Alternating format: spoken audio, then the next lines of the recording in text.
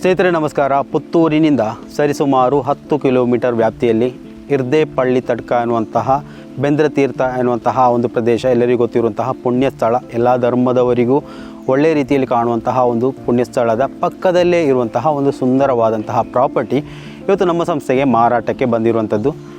ಈ ಒಂದು ಪ್ರಾಪರ್ಟಿಯಲ್ಲಿ 5 sense conversion ಆದಂತಹ ಜಾಗ ಸೇರಿಕೊಂಡು ಟೋಟಲ್ 18 ಸೆನ್ಸ್ ಜಾಗ ಇದೆ. ಮತ್ತು ನನ್ನ ಹಿಂದುಗಡೆ ಕಾಣುವಂತಹ ಒಂದು ಸುಂದರವಾದಂತಹ ಮನೆ ಕೂಡ ಇದೆ. 1400 ಸ್ಕ್ವೇರ್ ಫೀಟ್ ವಿಸ್ತೀರ್ಣದಲ್ಲಿರುವಂತಹ ಈ ಒಂದು ಮನೆ 3 ಬೆಡ್ರೂಮಿನಿಂದ ಒಳಗೊಂಡಿದೆ, 2 ಬಾತ್ರೂಮ್ಗಳಿದೆ, ಆಮೇಲೆ 2 ಕೋಣೆಗಳನ್ನು ಒಳಗೊಂಡಂತಹ ಒಂದು ಸುಂದರವಾದಂತಹ ಮನೆ. ಈ ಒಂದು ಮನೆಯ ಸುತ್ತಮುತ್ತ 5 ತೆಂಗಿನ ಮರಗಳು, ಫಸಲು ಕೊಡುವಂತಹ 3 ತೆಂಗಿನ ಮರಗಳು, ಸರಿಸುಮಾರು 40ರಿಂದ 45 ಅಡಿಕೆ ಮರಗಳು ಕೂಡ ಇರುವಂತಹ ಒಂದು ಪ್ರಾಪರ್ಟಿ ಆಯಿತಾ. ಸೊ ಈ ಒಂದು ಮನೆಯ ಹೊರಗಡೆ ಒಳಗಡೆ ಈ ಒಂದು ಜಾಗ ಎಲ್ಲವನ್ನು ಕಂಪ್ಲೀಟಾಗಿ ಗಮನಿಸ್ತಾ ಬರೋಣ ಬನ್ನಿ.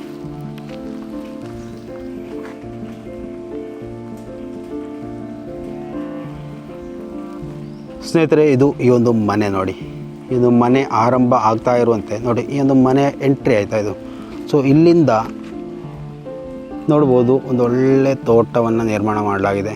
ಅಡಿಕೆ ಮರಗಳು, ಆಮೇಲೆ ಈ ಕಡೆ ನೋಡಿದ್ರು ಅಡಿಕೆ ಮರಗಳು, ಆಮೇಲೆ ತೆಂಗಿನ ಮರ, 3 ಫಸಲು ಕೊಡುವಂತಹ ತೆಂಗಿನ ಮರ ಇದೆ, ಆಮೇಲೆ 2 ಫಸಲು ಕೊಡಲಿಕ್ಕೆ ಆದಂತಹ ತೆಂಗಿನ ಮರ ಕೂಡ ಇದೆ ಆಯಿತಾ ನೋಡಿ.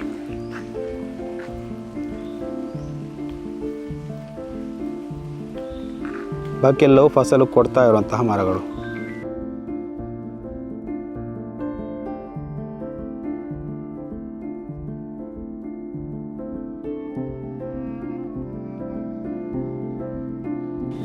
ಇನ್ನು ಈ ಒಂದು ಮನೆಯ ವಾತಾವರಣವನ್ನು ಗಮನಿಸಬರೋಣ. 1400 ಸ್ಕ್ವೇರ್ ಫೀಟ್ ಇರುವಂತಹ ಈ ಒಂದು ಮನೆಯಲ್ಲಿ 3 ಬೆಡ್ರೂಮ್ಗಳಿದೆ ಆಯಿತಾ.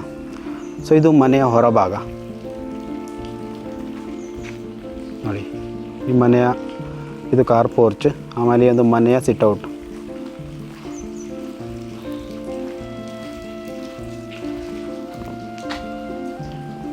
ಈ ಒಂದು ಮನೆಗೆ ಈಸ್ಟ್ ಫೇಸಿಂಗ್ ಇರುವಂಥದ್ದು ಆಯಿತಾ, ಪೂರ್ವದಿಂದ ಎಂಟ್ರಿ ಇರುವಂಥದ್ದು ಈ ಒಂದು ಮನೆಗೆ ನೋಡಿ. ಕಂಪ್ಲೀಟ್ ಫಿನಿಶ್ ಆದಂತಹ ಮನೆ.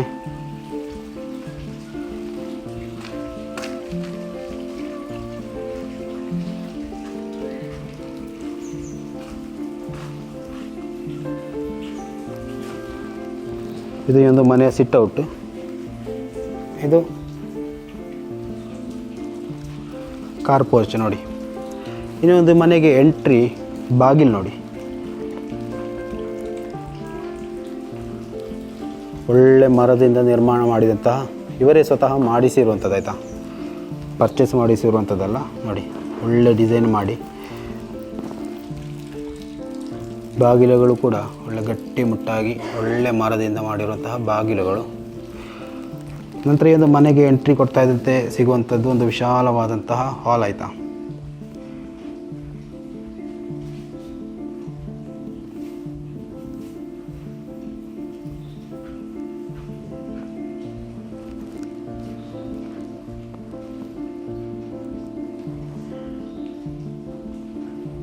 ಇದು ಈ ಮನೆ ಎಂಟ್ರಿಯಲ್ಲಿರುವಂತಹ ಹಾಲ್ ಆಯಿತಾ ನೋಡಿ.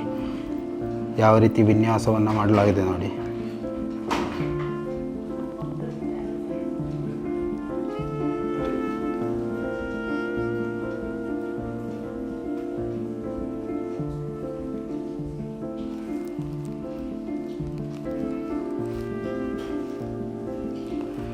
ಇನ್ನು ಬರುವಂಥದ್ದು ಈ ಒಂದು ಮನೆಯ ಮೊದಲ ಕೊಠಡಿ ನೋಡಿ.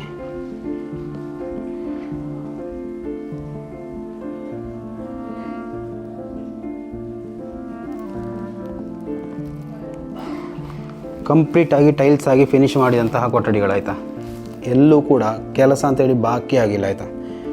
ಕಂಪ್ಲೀಟ್ ಆಗಿರುವಂತಹ ಫಿನಿಶ್ ಆದಂತಹ ವರ್ಕ್ ಆಯ್ತಾ ಇದು ನೋಡಿ. ಎಲ್ಲೂ ಕೂಡ ನಿಮಗೆ ಯಾವುದೇ ಲೀಕೇಜ್ ಆಗಲಿ ಏನು ಕಾಣಲಿಕ್ಕೆ ಸಾಧ್ಯ ಇಲ್ಲ. ಒಂದು 10 ವರ್ಷ ಹಬ್ಬ ಅಂದರೆ 10 ವರ್ಷ ಆಗ್ಬೋದು ಒಂದು ಮನೆಯನ್ನು ಕಟ್ಟಿ ಆಯಿತಾ.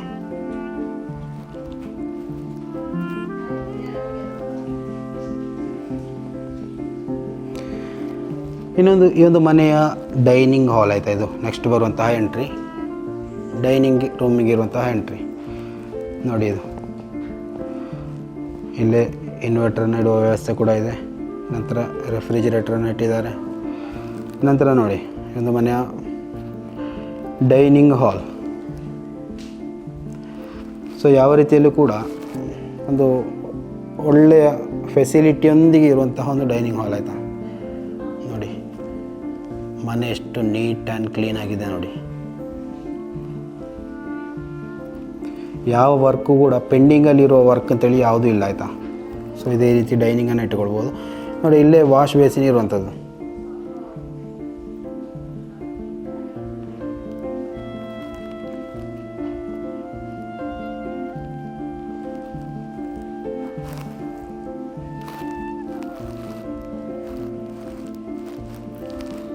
ನಂತರ ಬರುವಂಥದ್ದು ಈ ಒಂದು ಮನೆಯ ಎರಡನೇ ರೂಮ್ ನೋಡಿ.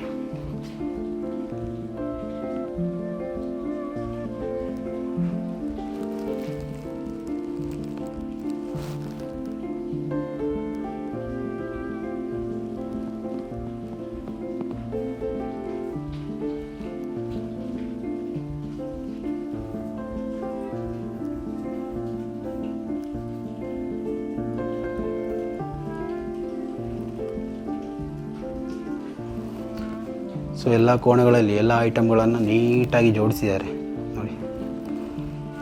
ಇದು ಮನೆಯ ಎರಡನೆಯ ಕೊಠಡಿ ಆಗಿದ್ದರೆ ನಂತರ ಬರುವಂಥದ್ದು ಇದು ಮನೆಯ ಮೂರನೆಯ ಕೊಠಡಿ ನೋಡಿ.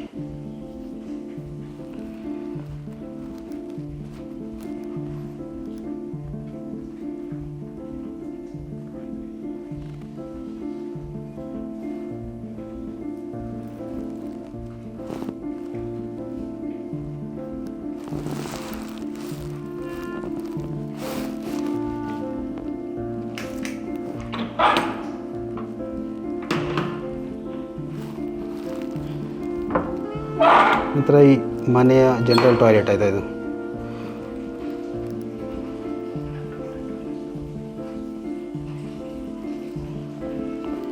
ಇದೊಂದು ಮನೆಯ ಜನರಲ್ ಟಾಯ್ಲೆಟ್, ಬಾತ್ರೂಮ್.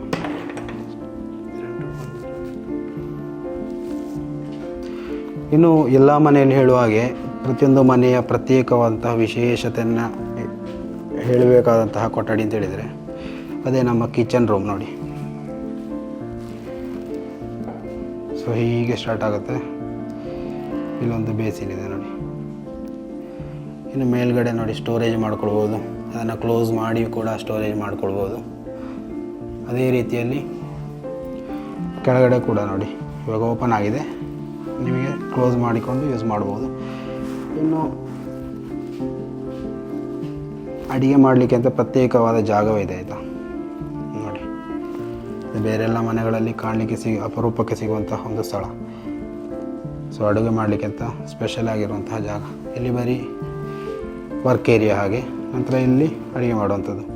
ಸೊ ಈ ಒಂದು ಮನೆಯಲ್ಲಿ ನೋಡಿ ಸ್ಟೋರ್ ರೂಮ್ ಇದು.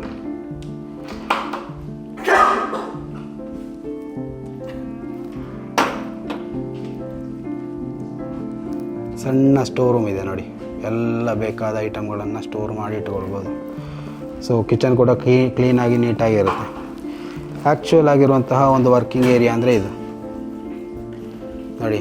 ಹೊರಗಡೆ ಕಿಚನ್ನ ಹೊರಗ ಭಾಗದಲ್ಲಿ ಕೂಡ ಗ್ರಿಲ್ಸ್ ಹಾಕಿ ಫುಲ್ಲು ಕ್ಲೋಸ್ ಮಾಡಿದ್ದಾರೆ.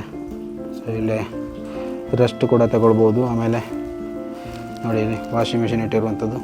ಸೊ ಈ ಭಾಗದಲ್ಲಿ ಕೂಡ ಒಂದು ಬಾತ್ರೂಮ್ ಇದೆ ಆಯಿತಾ ನೋಡಿ. ಒಳಗಡೆ ವೆಸ್ಟರ್ನ್ ಟಾಯ್ಲೆಟ್ ಯೂಸ್ ಮಾಡಿದರೆ, ಇಲ್ಲಿ ಇಂಡಿಯನ್ ಟಾಯ್ಲೆಟ್ ಯೂಸ್ ಮಾಡಿದ್ದಾರೆ. ಸೊ ಕಂಪ್ಲೀಟಾಗಿ ನೀಟಾಗಿ ಕ್ಲೀನಾಗಿರುವಂತಹ ಒಂದು ಮನೆ, ಸಂಪೂರ್ಣವಾಗಿ ಫಿನಿಶ್ ಆದಂತಹ ಒಂದು ಮನೆ. ಈ ಒಂದು ಮನೆ ಇದು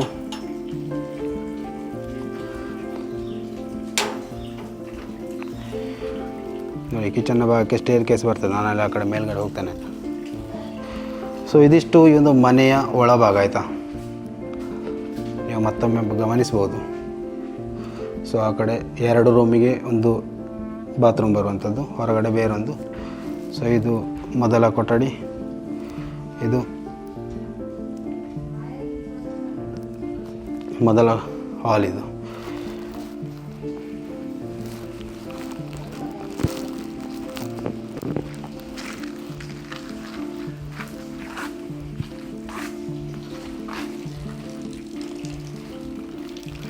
ಈ ಒಂದು ಮನೆಗೆ ಪಂಚಾಯತ್ ನೀರಿನ ವ್ಯವಸ್ಥೆ ಇದೆ ಆಯಿತಾ.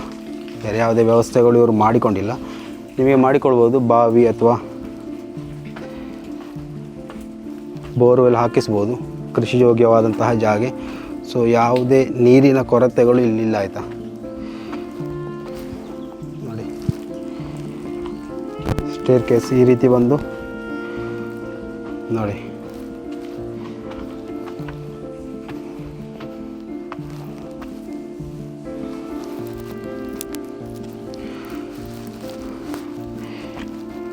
ಇದು ಓಡನ್ನು ಯಾಕೆ ಹಾಕಲಾಗಿದೆ ಅಂತ ಹೇಳಿದರೆ ಆ ರೂಮಿನ ಭಾಗದಲ್ಲಿ ಸ್ವಲ್ಪ ತಣ್ಣಗೆ ಇರಲಿ ಅಂತೇಳಿ ಬಿಸಿಲಿನ ಟೈಮಲ್ಲಿ. ಸೊ ಇದು ಮನೆಯ ಮೇಲ್ಭಾಗದಿಂದ ಈ ಒಂದು ಮನೆಗೆ ಎಂಟ್ರಿ ಕೊಡುವ ರಸ್ತೆ ನೋಡಿ ಇದಾಯಿತಾ. ನೋಡಿ ಅಲ್ಲಿ ಅಡಿಕೆ ಮರಗಳನ್ನು ಗಮನಿಸ್ಬೋದು, ಆ ಕಡೆ ಈ ಕಡೆ. ಆಮೇಲೆ ತೆಂಗು ನೋಡಿ, ಇಲ್ಲೊಂದಿದೆ, ಇಲ್ಲೊಂದಿದೆ, ಅಲ್ಲೊಂದಿದೆ. ಇವೆಲ್ಲ ಫಸಲು ಕೊಡುವಂಥದ್ದೇ. ಸೊ ಇಲ್ಲಿ 2 ಟ್ಯಾಂಕಿಗಳಿದೆ. ನೀರು ಬಂದಾಗ ಸ್ಟೋರ್ ಮಾಡಿ ಇಡ್ತಾರೆ ಇವರು. ನಿಮಗೆ ಬೇಕಾದರೆ ಬಾವಿಗಳನ್ನು ಕೊರಿಬೋದಾಯ್ತಾ. ಪಂಚಾಯತ್ ವ್ಯವಸ್ಥೆಯಲ್ಲಿ ಬಾವಿಗಳನ್ನು ಕೊರಿಬೋದು ಅಥವಾ ಬೋರ್ವೆಲ್ ಹಾಕಿಸ್ಬೋದು. ಯಾವುದೇ ದೊಡ್ಡ ದೊಡ್ಡ ಗಾಡಿಗಳಿರ್ಬೋದು, ಸಣ್ಣ ಸಣ್ಣ ಗಾಡಿಗಳಿರ್ಬೋದು, ಇಲ್ಲಿವರೆಗೆ ಬರ್ತದೆ ನೋಡಿ. ಇದು ಮನೆಯ ಹಿತ್ತಲು ಭಾಗದಲ್ಲಿರುವಂತಹ ತೋಟ ಆಯಿತಾ. ಒಂದು ಅಂದಾಜು 3, 6, 9, 12, 15, 18, 20, 30, 35. ಸೊ ಇಲ್ಲೇ ಒಂದು 30-35 ಗಿಡಗಳಿದೆ ಆಯಿತಾ, ಅಡಿಕೆ ಮರಗಳು. ಆಮೇಲೆ ಇಲ್ಲಿ ಒಂದು ಹಲಸಿನ ಮರ ಇದೆ ನೋಡಿ, ಹಲಸಿನ ಮರ ಕೂಡ ಇರುವಂಥದ್ದು. ಇದು ಕಿಚನ್ ಸೈಡ್ ಆಯಿತು. ಟೋಟಲಿ ಒಂದು 45 to 50 ಆರ್ಕನಟ್ ಟ್ರೀಸ್ ಇದೆ. ಆಮೇಲೆ 5 ಕೊಕೊನಟ್ ಟ್ರೀಸ್ ಇದೆ. ಸೊ ಈ ಒಂದು ಪ್ರಾಪರ್ಟಿ ಕೊಂಡುಕೊಳ್ಳುವವರಿಗೆ ಒಳ್ಳೆಯ ಒಂದು ಬಜೆಟಲ್ಲಿ ಒಳ್ಳೆಯ ಪ್ರಾಪರ್ಟಿ ಅಂತಲೇ ಹೇಳ್ಬೋದು. ಆದರೆ ಈ ಒಂದು ಪ್ರಾಪರ್ಟಿಯ ಡಾಕ್ಯುಮೆಂಟ್ಸ್ ಯಾವ ರೀತಿ ಇದೆ ಅಂತ ಹೇಳಿದರೆ, ಹಕ್ಕುಪತ್ರದಿಂದ ಮಾಡಿದಂತಹ ಒಂದು ಪ್ರಾಪರ್ಟಿ ಆಯಿತಾ. ಇವಾಗ 10 ವರ್ಷಗಳು ಕಳೆದು ಹೋಗಿದೆ, ಇನ್ನು 5 ವರ್ಷಗಳು ಬಾಕಿ ಇದೆ. ಆಲ್ಮೋಸ್ಟ್ 4 to 5 years ಪೆಂಡಿಂಗ್ ಇದೆ. ಸೊ ಈ ಒಂದು ಮನೆಯನ್ನು ಅಥವಾ ಪ್ರಾಪರ್ಟಿಯನ್ನು ಕೊಂಡುಕೊಳ್ಳುವವರು ಎಗ್ರಿಮೆಂಟ್ ಮಾಡಿಕೊಂಡು ಈ ಒಂದು ಪ್ರಾಪರ್ಟಿಯನ್ನು ಕೊಂಡುಕೊಳ್ಬೇಕಾಗ್ತದೆ. ಯಾಕಂದರೆ ಡೀಟೇಲಾಗಿ ಒಂದು ಮಾಹಿತಿಯನ್ನು ನಿಮಗೆ ಹೇಳಿರುವ ಕಾರಣ, ಇವಾಗ ಯಾರಾದರೂ ಇಮಿಡಿಯೇಟ್ ಕೊಂಡುಕೊಳ್ಳುವವರಿದ್ದರೆ ನಿಮಗೆ 5 ವರ್ಷದ ನಂತರ ನಿಮ್ಮ ಹೆಸರಿಗೆ ರಿಜಿಸ್ಟ್ರೇಷನ್ ಆಗುವ ರೀತಿಯಲ್ಲಿ ಈ ಒಂದು ಪ್ರಾಪರ್ಟಿಯನ್ನು ಬರೆದು ಕೊಡಲಾಗ್ತದೆ ಆಯಿತಾ. ಎಗ್ರಿಮೆಂಟ್ ಮಾಡಿ ಬರೆಕೊಡಲಾಗ್ತದೆ. ಆ ರೀತಿಯಲ್ಲಿ ನಿಮಗೆ ಪರ್ಚೇಸ್ ಮಾಡ್ಬೋದು. ಯಾಕಂದರೆ 15 ವರ್ಷ ಆಗದೆ ಮಾರುವ ಹಾಗಿಲ್ಲ. ಸೊ ಆ ಒಂದು ಕಾರಣಕ್ಕೆ ಈ ಒಂದು ಪ್ರಾಪರ್ಟಿಯನ್ನು ಕೊಂಡುಕೊಳ್ಳುವವರು 5 ವರ್ಷದವರೆಗೆ ಎಗ್ರಿಮೆಂಟ್ ಮಾಡಿಕೊಂಡು ಇರಬೇಕಾಗತ್ತೆ. ಸೊ ಈ ಒಂದು ಮನೆ ಓನರ್ ಕೇಳ್ತಾ ಇರುವಂಥದ್ದು 43 ಲಕ್ಷ ಆಯಿತಾ. 43 ಲಕ್ಷ ಅಂದರೆ ಫೈನಲ್ ರೇಟ್ ಇದು. ಸೊ ಅದರಲ್ಲಿ ಕಮ್ಮಿ ಮಾಡಿದರೆ ಹಬ್ಬಬ್ಬ ಅಂದರೆ ಏನೋ 1-2 ಕಡಿಮೆ ಮಾಡ್ಬೋದು. ಅದು ನಾವು ಹೇಳುವ ಹಾಗಿಲ್ಲ, ನೀವಾಗೆ ಮಾತುಕತೆ ನಡೆಸಿ ಕಡಿಮೆ ಮಾಡಿಕೊಳ್ಳುವಂಥದ್ದು. ನಮ್ಮಲ್ಲಿ ಹೇಳಿರುವಂತಹ ಫೈನಲ್ ರೇಟ್ 43 ಆಯಿತಾ. ಸೊ ಅದರಿಂದ ಎಷ್ಟು ಕಡಿಮೆ ಬಂದರೂ ಅದು ನೀವು ಮಾತಾಡಿ ಮಾಡಿಕೊಳ್ಬೇಕಾದಂಥದ್ದು. ಸೊ ಹಕ್ಕುಪತ್ರದಿಂದ ಕೂಡಿದ ಡಾಕ್ಯುಮೆಂಟ್ ಆಗಿದ್ದು 5 ವರ್ಷದವರೆಗೆ ಎಗ್ರಿಮೆಂಟ್ ಮುಖಾಂತರ ಪರ್ಚೇಸ್ ಮಾಡಬೇಕಾಗ್ತದೆ. ಸೊ ಲೀಗಲಿ ಎಲ್ಲ ಡಾಕ್ಯುಮೆಂಟನ್ನು ಪಡ್ಕೊಂಡು ಎಗ್ರಿಮೆಂಟ್ ಮಾಡಬೇಕಾಗ್ತದೆ. ಆ್ಯಕ್ಚುಲಿ ಒಂದು ಮನೆಗೆ 7 ಲಕ್ಷದ ಲೋನ್ ಇದೆ. ಸೊ ಅದನ್ನು ಕೂಡ ಕ್ಲಿಯರ್ ಮಾಡಿಕೊಂಡು ಬಾಕಿ ಇರುವಂತಹ ಅಮೌಂಟನ್ನು ಕಟ್ಟಿ ಒಂದು ಪ್ರಾಪರ್ಟಿಯನ್ನು ನೀವು ನಿಮ್ಮ ಸ್ವಂತ ಮಾಡಿಕೊಳ್ಬೋದು. ಯಾವುದೇ ತಕರಾರು ಆಗಲಿ ಏನೂ ಇರುವುದಿಲ್ಲ. ಸೊ 94C ಹಕ್ಕುಪತ್ರದಲ್ಲಿ ಇರುವಂತಹ ಕನ್ವರ್ಷನ್ ಜಾಗ ಆಯಿತಾ. 5 ಸೆನ್ಸ್ ಕನ್ವರ್ಷನ್ ಆಗಿದ್ದು ಬಾಕಿ ಉಳಿದಂತಹ 13 ಸೆನ್ಸ್ ಕೃಷಿ ಯೋಗ್ಯವಾದಂತಹ ಭೂಮಿ. ಕೃಷಿ ಮಾಡಿಕೊಂಡಿರ್ಬೋದು ಅಥವಾ ನೀವು ಅದನ್ನು 94C ಮಾಡಿಕೊಂಡು ನಿಮ್ಮ ಹೆಸರಿಗೆ ಮಾಡಿಕೊಳ್ಬೋದು ಆಯಿತಾ. ಇವಿಷ್ಟು ಈ ಒಂದು ಪ್ರಾಪರ್ಟಿಯಲ್ಲಿ ಇರುವಂತಹ ಡೀಟೇಲ್ಸ್.